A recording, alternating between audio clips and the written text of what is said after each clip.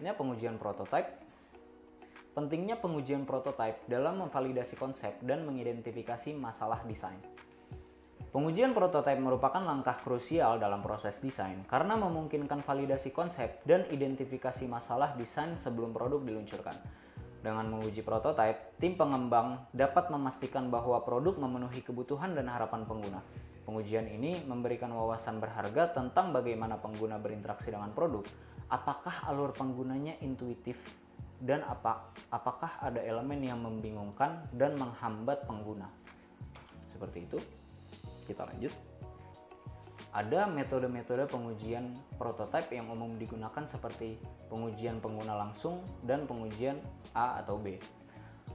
Metode pengujian prototipe yang umum digunakan mencakup pengujian pengguna langsung dan pengujian AB. Masing-masing memiliki kelebihan tersendiri dalam mengevaluasi desain. Penguji pengguna langsung atau usability testing melibatkan pengguna nyata yang diminta untuk menyelesaikan tugas tertentu menggunakan prototipe.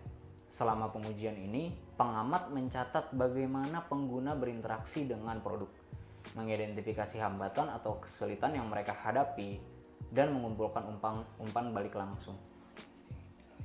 Pengujian AB di sisi lain adalah metode yang lebih kuantitatif yang melibatkan perbandingan dua versi prototipe untuk menentukan mana yang lebih efektif dalam pengujian AB testing.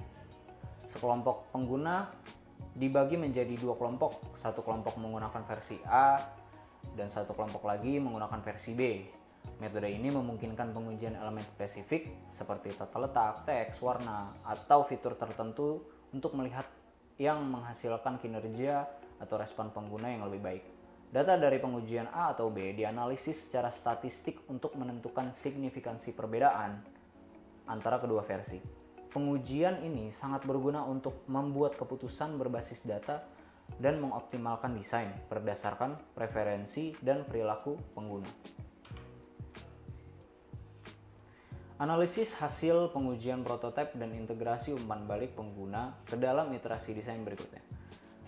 Analisis hasil pengujian prototipe adalah langkah penting untuk mengidentifikasi area yang memerlukan perbaikan dan untuk mengarahkan iterasi desain berikutnya.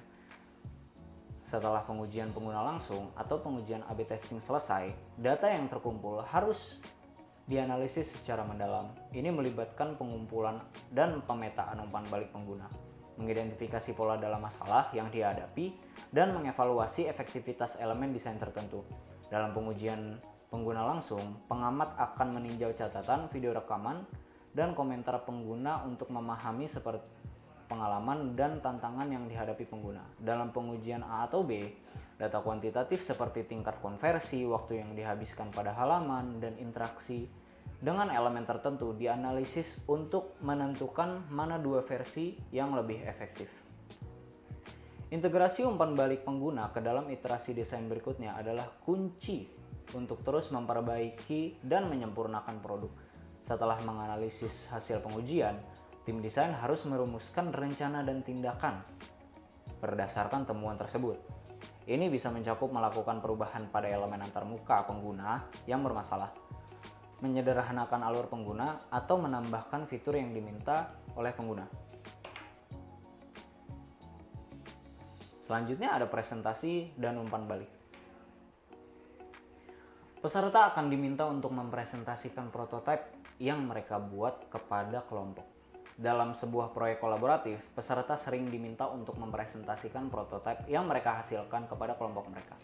Presentasi ini merupakan kesempatan bagi peserta menjelaskan konsep, fitur, dan manfaat dari prototipe yang mereka kembangkan.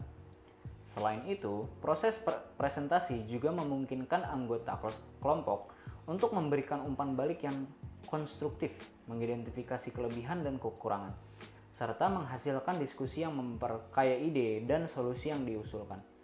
Dengan demikian, presentasi prototipe tidak hanya memperkuat keterampilan kolaborasi peserta, tetapi juga memfasilitasi kolaborasi yang efektif dan mencapai tujuan proyek secara keseluruhan.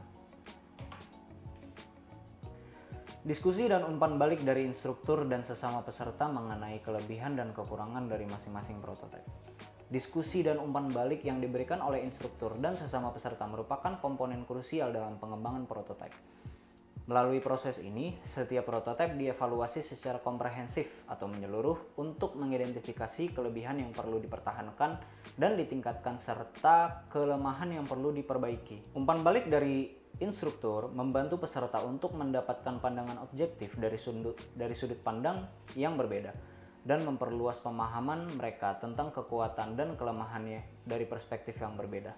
Sementara itu, umpan balik dari sesama peserta menciptakan lingkungan kolaboratif di mana ide-ide baru dapat muncul dan solusi alternatif dapat dijelajahi, memperkaya proses pengembangan prototipe secara keseluruhan.